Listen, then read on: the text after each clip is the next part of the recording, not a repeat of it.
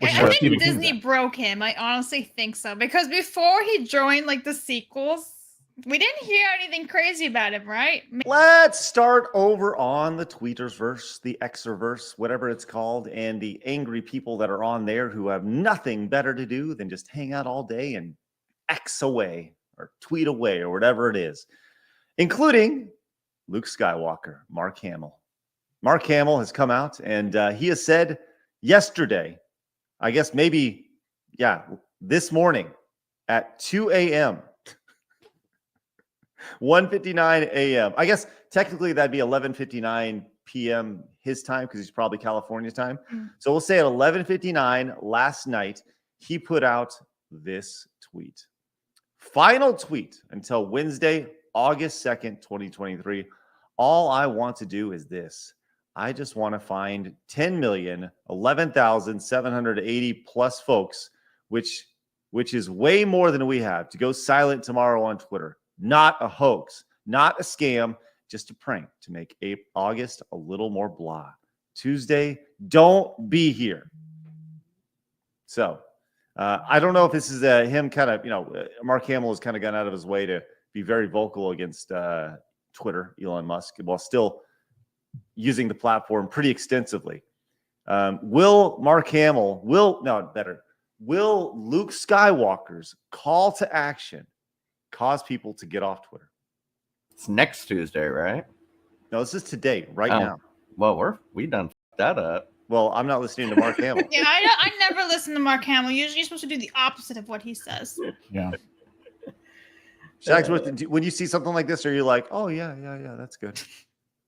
No, I don't understand, man. I just don't understand the hate. Like, they spend all this time hating on the platform, like, but posting on the platform. Like, it's one of those empty virtue signals. Like, he just wants to be noticed. Look at me, I'm being all good. But just like Ron Perlman, he'll be back. Of course. Yeah. Right. Yeah, he literally doesn't have that large of an audience anywhere else. So how could he reach? You know what I'm saying? Right. So complaining about the place that you have the largest audience or your largest following is kind of stupid, Yeah. Well, and the fact he's reaching out with the idea of, he says he wants to reach 10 million people. And this is a very specific number. I wonder why specifically 10,011,780 plus, why he's going that route. But if you look at the number of views on it, it's only it's less than 1 million, which, by the way, 1 million views on anything is great, right? Right. But it's certainly not 11 million views. He did have a subsequent tweet saying that Twitter held that one back and that something about this is not the next one reiterated this is not a hoax or whatever. Let me guess. Elon is holding him back. It's all a conspiracy against him. Wow. Of course. Yeah. This also like reeks of like mental illness. Like he goes to these bouts just like Perlman does, where he'll put out a tweet that just seems so deranged. Like it was just like almost like a drunken text is what it reads like. It's like, dude, like, just no one cares. Like, it's 2 a.m. or it's midnight. Like, go to bed. Like, aren't you supposed to have your warm milk and tucked into the geriatric ward? Like, oh no. Well, and the sad part is with people like him, the less he talks, the more meaningful what he says. You see what I'm saying? Yeah. The more he talks, the more it means nothing. Right. I think Disney broke him. I honestly think so. Because before he joined like the sequels, we didn't hear anything crazy about him, right? Maybe I'm wrong. But after he joined the sequels, I think they broke him. Now he's gone deranged. I think that also goes back to the exposure that we have to them. Like Twitter, there used to be, before social media, before Facebook, Twitter in particular, there was a wall between these people that you enjoyed and the art that they created, right? Yes. You would look at them on a pedestal. And in turn, the creation of social media, the creation of Twitter has broken that wall down. And ultimately, it's made them more human and ultimately seen sides of them that you didn't necessarily want to see. Mm-hmm. Well, so, also let them abuse that parasocial relationship of being famous. Definitely there's been abuse on that perspective. For sure. You look at the, wanting to use their people want to use their reach, their sway to cause the good that they want to cause, and Right. cause, Some people will believe him just because it's Luke Skywalker. Yeah, right? it's Luke Skywalker. He's got the blue lightsaber or whatever it is. I don't even know what Eat color. a blue one, eat a green one. It's okay. Okay. I don't know. But it's not the white one, right? Isn't the white one like super rare, or the black one or something? Black. No, the white one's just purified red ones. Okay. Thanks, Blaz. Appreciate that. Appreciate your. You gotta learn today, Junior. You're gonna learn today. That's how great Jedis get their lightsabers. They purify bad ones. Who is the most broken celebrity to y'all? That's a good question. Can we like the most broken? Or can we list a few? Yeah, fire away. And I this would is say obviously for Mark the chat as Hamill. well. Ron Perlman. What's her face's name? The one in Britney that Spears. show. And that's not. I don't think that has to do with her fault. I think we did it to her. Yeah. I think Amanda her parents paid a lot. Bynes. Yep. She totally went off the rails, and that's really sad. Also. Mm-hmm. Mark Ruffalo, Stephen King. Yeah, chat. You guys know what's up. George Takei. Mm-hmm. Yeah. There's a lot of that for sure. Oh, Melissa Milano, that's who I was thinking of. I'm like, she was the one with like, I hate Tesla. I'm gonna go buy a Volkswagen because Tesla kind of lost it 15 years ago. She was kind of a little crazy. Kanye. I mean, like, I think there's when you say when I say broken, they said they define broken. People who are so obsessive over a singular item, who clearly have some sort of, Shagsworth said, some sort of mental issue, right? See, I was just going to say mental illness shouldn't, I think that should be something different. Because I think there's crazy, like actual crazy, and then there's you're choosing to be crazy, you know what I mean? Right. And I think a lot of these people make that choice. Mm-hmm. There was a really interesting tweet from Elon Musk today, and I feel like he nailed it. And people are gonna be like, like just the fact that I like this tweet, people are gonna be like really upset about it. But it's like it's crazy. It was here it is right here.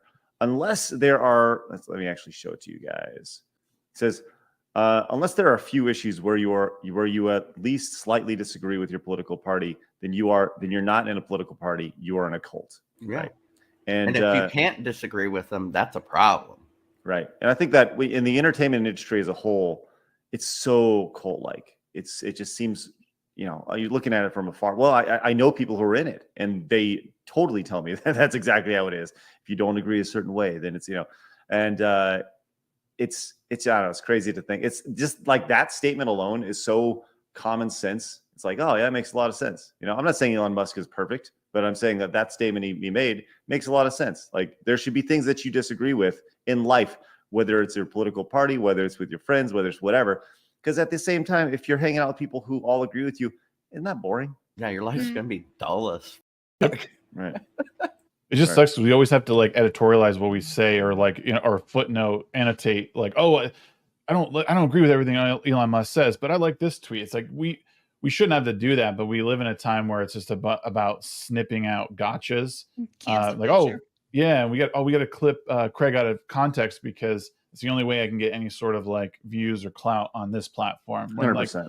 Right, but we used to just like when we talk to each other, in real life, we just talk about things we like and disagree with, and then I know that you're not like backing Elon Musk 100%. I just know that this particular thing you enjoy about what he said, and that's it. But every side is guilty of it. It's not like we're innocent, and we do it too. But I think that's a product of our time, making those jumps. It's like a leap of logic almost. Yeah, I'll go ahead, Chags. I was gonna say social media is what did it to us. It's because we can share our every thought and respond to that every thought that we feel we need to have a commentary on it, or like need to like oh wait, you said that, like it's too bad. Yeah, I mean, I get clipped out of context all the time, when things I say on the show, and people take it and they say, see what he said, see what he didn't look like an idiot, and it's like, okay, cool. Do you guys think it has something to do with society, everybody wanting to be right now too? Like, people they don't want to be wrong. Like, if you're wrong, you're weak. No, that's how I learn. People naturally want to be right. They've wanted to be right since the start of time, right? You always want, that's part of it.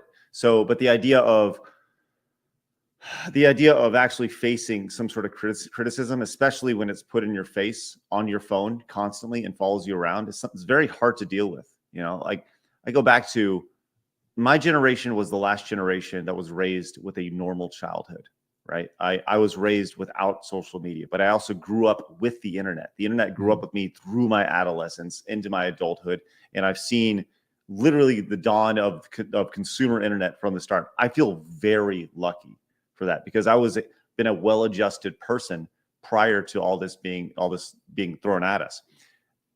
That's something that I think today's generation has a very hard time dealing with, and especially when you're dealing with someone who is, in this case, a celebrity that has yes men surrounding them constantly all the time. You're so smart, you're so talented, you're so great, and then when they go on social media and they say something like, "Well, actually, no." You're wrong, or you're wrong because of this. What? They can't comprehend it. Well, and then their whole team's like, "Whoa, you got to take that down." So it's a flip, and then they're like, "What the fuck? You guys were all telling me I was right for, Well, it's a product of social media. It gave everybody. It's a good news, bad news, and I've started saying this more and more on my channel. Life is about balance, and if you can't balance these things, if you can't understand that connecting with people across the world is a great thing, it's not always necessary, and it's not always necessary to be completely involved in other people's lives, celebrities' lives. Disconnecting from that is the important part, and being able to walk away from it and realize that's not real life. People mad at you on Twitter, that's not real. That's a bunch of morons that think they have the right idea. Like, be more involved with what you got in the backyard. I was telling a story yesterday about watching my neighbor every day. He's like 80 years old, and he's got like this loop he does like through his yard. He tends to the garden, checks his trees, makes sure he's trimming them, cuts the lawn, plants in the front yard. Like, the guy is so in tune with his life. But then at night he sits with his wife and they watch the news. The only reason I see this is because that window faces like my front door. You got your binoculars out. No, but it's the cutest thing. It's 4K. Like, yeah, for real. But like, that's what people need to get back to, understanding the balance of their own real life and separating from what's on social media, because it's not real, and no one's really paying attention to that. Like, all the followers I have, I love them, but ultimately, like, their affirmation of my opinions doesn't really mean anything in the grand scheme of things, and we need to learn that as a society again. Imagine how peaceful that guy's life is. You know what I mean? Like, compared to somebody living on Twitter. Yeah. Oh, I'm sure. I mean, but there's purpose, right? Like, the guy has a purpose. Every day he wakes up, he knows, I got to go check the vegetables. I'm going to make sure that all the stuff's, working. My irrigation's working. My lawn looks good.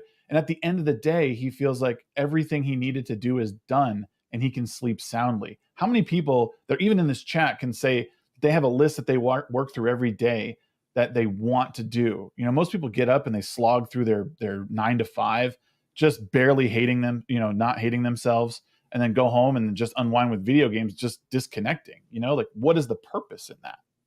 We just got to find that. Right. I think there's a lot in what you just said, and so much truth in what you just said as well. Yeah, Charlie says people don't want to correct you; they want to revenge on you. Yeah, you see that all the time, where people like, oh, is that right? You think you're right? Well, let me tell you why you're wrong, and then I'm gonna, it's like the idea of taking a hammer and just trying to beat it home even further, because they all want the clout. They all look at how smart I am. Well, I think that comes from society now. It used to not be that way. You could disagree with somebody and be their friend or be their colleague or work with them and all that. And now you have to demonize people, because if you don't, you're going to be ostracized by your own side. Yep. Senator Matt says, I quit social media a few years back and couldn't be happier. Twitter is there to breed hatred. Senator Matt, if you take one Twitter and then you subtract it from your life, and then you multiply that times infinity, it makes ultimate happiness. There you go, Steiner Math.